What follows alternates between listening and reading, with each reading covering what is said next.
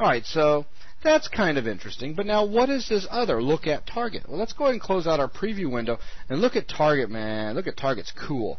Let's say that right about here on top of the rock, I'm going to use this as a target point for my camera. In other words, as my camera moves along the path from interpolation point 1 to 2, it's going to always be looking at some actor right above these rocks. Now, I can use any actor, and that's not always a good idea, because if you come back and, let's say, I work on it all weekend long, and then I put the map up because I got to go back to my real job, and then next weekend I come back and I start working on the map again, and I need to quickly remember what actors I used for interpolation points. Right. Or not interpolation points, but targets. Right.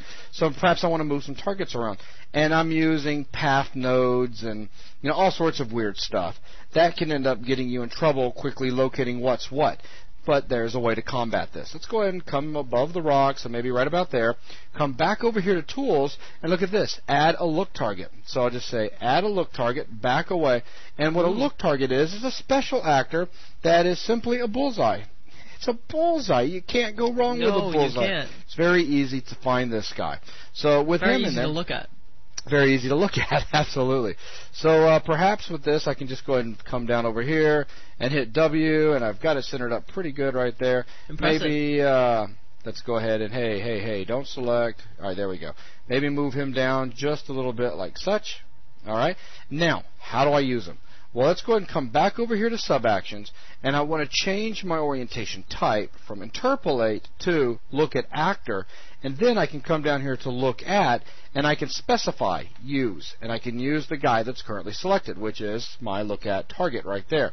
So now with this, let's see what happens if I come back over here and preview. So I hit play, and watch this. Where's the rock at? Where's the rock? There's the rock. So we're looking right here at the top of the rock. So, just because it's pretty. Just because it's pretty. Yeah, sure. So let's see. Let's go ahead and clean this up perhaps just a little bit. So maybe come down here, grab this guy, like such, and down over here. Maybe move him over just a little bit. Maybe rotate him a little bit. Let's see what that's going to give us.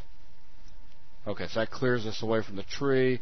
Now, to make things a little bit more interesting, let's go ahead and come up here.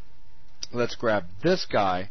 Let's move him further over here, like such.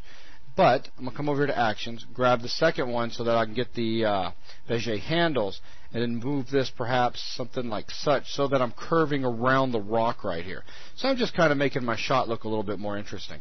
And then over here, maybe I want to go ahead and pull this Bezier curve down. So hold Control and both the mouse buttons, bring it down, maybe weight it back a little bit, or pull some of the weight off of it. And let's see, get back over here so I can see what's happening. Maybe down a little bit more like such. So we'll start out kind of hovering along the bottom for a second, then we'll take more of a sharp climb along the path while the entire time maintaining a target of up there. So let's go ahead and come in here and preview this again. And so this is what we've got now. So we eased out, we're looking up. So, just trying to make something that looks perhaps a little bit more interesting. So that's the difference between the two. And I'm just being picky here. Imagine that. Yeah, I know it. And you know what? I hate to do it, but never hurts to see this kind of stuff. Let's go ahead and come over here into this guy, and I'm just going to reposition this camera just a little bit. Maybe right about there. And we're back on away.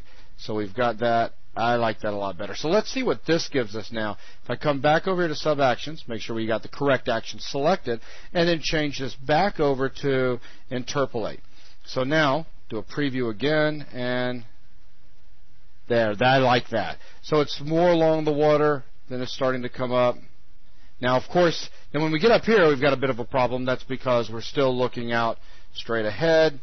So let's real quickly come up here to this guy. Yeah, just a second ago we moved it, but we didn't really orient it. Exactly, so we'll just come back in here. We'll look at him and say that basically what we want to do is, as we're moving along, kind of come to about right there. Maybe even move it down a little bit.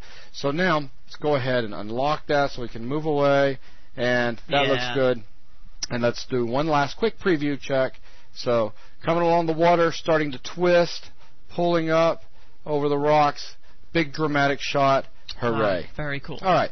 So the whole idea of this lesson was just to introduce you to controlling the orientation of a camera. Now, what we're going to do in the next lesson is just, and it's going to be a very quick lesson, show you some camera cuts, how we can go about doing some camera cuts. And then we'll move into taking a target that a camera is looking at and using another scene manager to control its movement. So that's going to conclude this lesson here. So thanks.